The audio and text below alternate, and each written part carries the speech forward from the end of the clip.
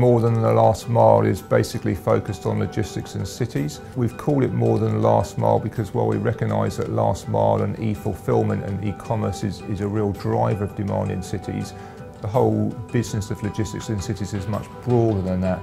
It's really about supporting the whole of the city economy, and obviously across Europe cities are major engines of growth. Many of the cities are growing very strongly in terms of population and then also in terms of economic activity and employment.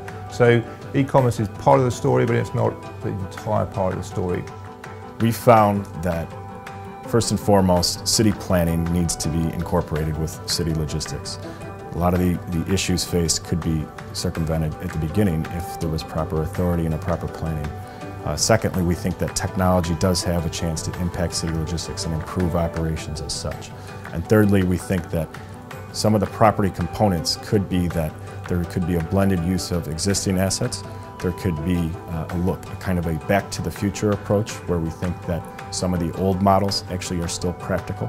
And that also, though, that there are development of new facilities such as multi-story warehousing, such as blended use buildings, possibly even the use of car parks that have largely been abandoned or at a low utilization rate.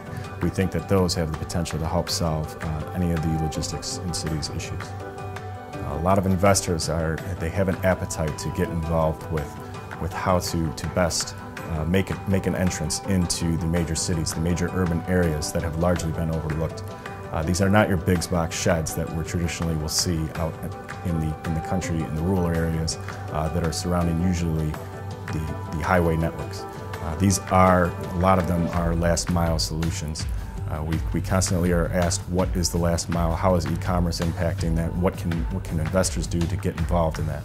And we think that there's also potential there to move beyond just the prime properties that are the big box sheds, and that you can get closer to market.